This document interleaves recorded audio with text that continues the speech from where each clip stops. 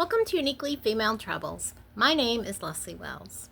Today we're going to talk about coercive sex. And I'm going to call it S because when I say sex, I feel like I sound like I'm 7 years old. But that's what I've heard that YouTube requires. I've heard about all these rules and a lot of people that I watch follow them, but then I see other people on other channels saying every word in the book. So I don't know. But I'm going to follow the rules and hopefully this won't get... this channel is not monetized and it's very tiny right now. But it can... what they will do is they will not show it in recommendations. Like it could be on my playlist, but they wouldn't show it to people if it has words or things in it that they don't like. And they have algorithms to find things that like that, and that's why it works to spell things or say them a different way. So we're going to talk about coercive S, and we're going to talk about how it's different than the R word, and also what S battery is. Every single R word is S battery, but not every S battery is the R word, because a lot more things than just the R word, which the R word involves penetration. It doesn't have to be the vagina. Women have 3 orifices in our bodies. It can be any of the 3 orifices. Men have 2 orifices in their body. It can be any one of the 2. So, but what is coercive S? People have been talking about this a lot because people have been talking about consent a lot. And I think that is one of the best things that's ever happened. Because I remember back probably 20-something years ago being told, if you don't say no, then it can't be the R word. And people realize now that there's a lot of gray areas. It's a spectrum. It's not either you did say no or you didn't say no. Because a lot of times you're pressured and you don't say no, but you don't want to do it. You make it that obvious and they still keep pressuring you and you do what you don't want to do. That is considered coercive S. And there's a lot of ways that people can get other people to do S when that person doesn't want to do S. And that's wrong. It's just flat out wrong. And the people that are doing that are usually that person's husband or wife or boyfriend or girlfriend or who they're dating, even if they're not like in a committed relationship. And if it's somebody and you're in a committed relationship and they're coercing you to have S, why? I mean, why? That's wrong. It's completely wrong.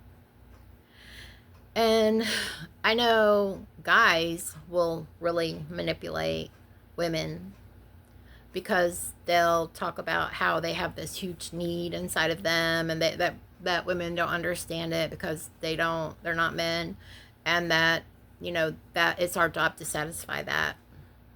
And I wish I had an answer to that question, and I don't. There has to be some way of compromising between whichever person in the relationship has a lower frequency desire for S and the person that has the higher frequency desire for S, and that would be the subject of a completely different video.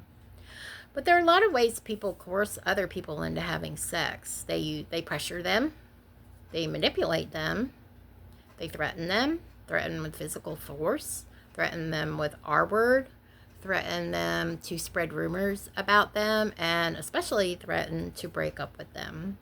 And that is really common among people who are dating. And like if you're in high school or something like that and you're dating, if you're young and you're a young woman and you don't want to have S, you should never have S until you want to have S, whether that's on your wedding night or whenever that is. But just like guys should never have S if they don't want to have S. But it's more common for guys to try to manipulate women into having S than the other way around. They will just like never stop. This constant, persistent, I want it, and then like they'll never leave you alone, like a 3-year-old following you around the house begging for ice cream. That's what it's like. They will, it's just, They'll use emotional blackmail and guilt. It's like, if you love me, you would do this. Well, if you love me, you wouldn't pressure me to do this when I don't want to do it. So our word can be our word, even if there's a threat of physical violence and there's no physical violence. So there's a lot of overlap, and our word and coercive sex are both considered as battery.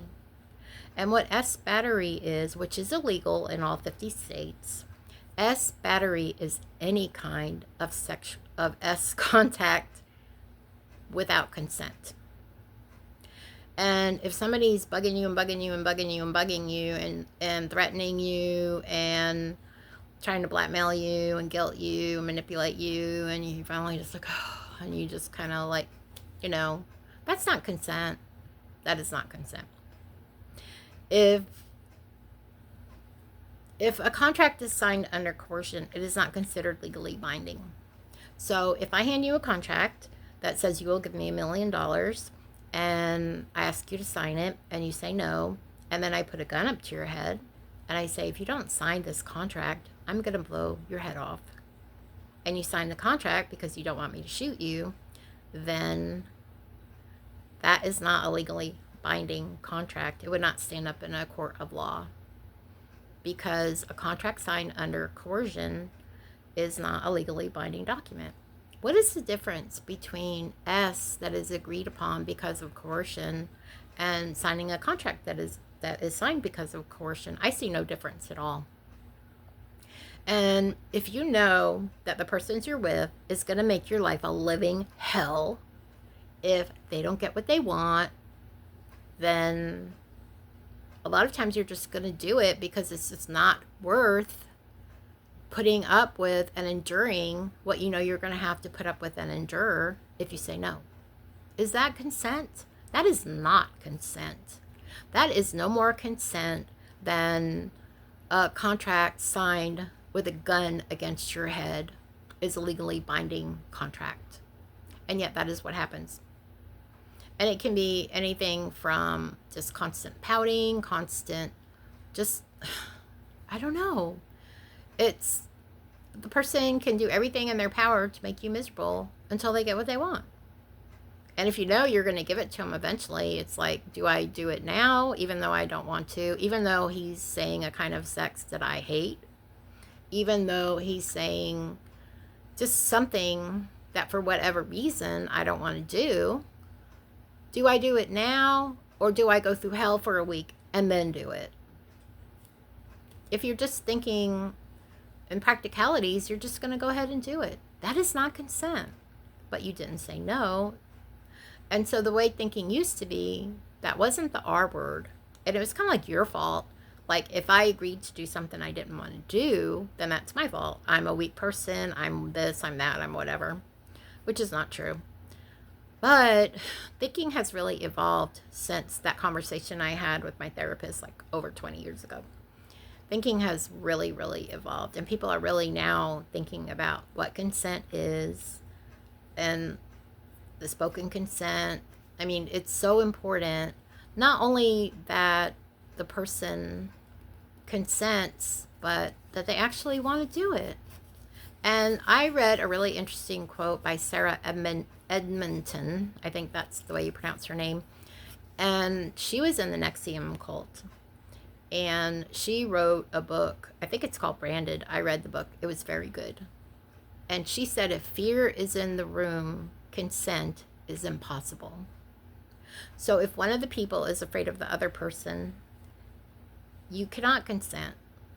I mean, because you're not basing your decision on what you want, on your needs. I mean, it should be a balance of the other person's needs and your needs. And, there's a lot of factors that go into it. But if you're scared of that person and you're scared of what they're going to do to you if they don't get what they want, that is not consent.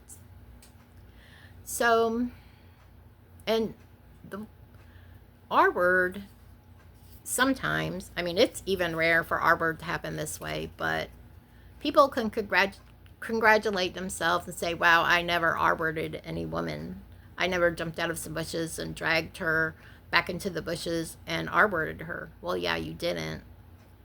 But if you're pressuring the person you claim you love to get what you want, then that's not loving. And, I know that in every relationship, one of the partners is going to want more S than the other. Sometimes the difference is very minor, and sometimes the difference is very major. But the fact is that there's no two people that want it the exact same amount, so it's impossible to find somebody that wants it the exact same amount you do, or I do. And there has to be a lot of compromise and a lot of open communication, and it's a difficult situation, but I think it's one every couple faces. I wish I had some kind of answer, and I think the only answer is to be honest and to be loving and caring for the other person on both sides. It's not like one person is gonna say no every time they just get in their head. It's not like somebody's gonna constantly turn the other person down, or somebody's gonna constantly pressure the other person to say yes. That's not a loving relationship. And coercing somebody is definitely not part of a loving relationship. And if somebody who's constantly saying, I love you, I love you, I love you, you're the love of my life, I want to spend my life with you, but then when they want something in the S department that you don't want, and they suddenly turn on the guilt, the manipulation, the pressure, the badgering, that is not part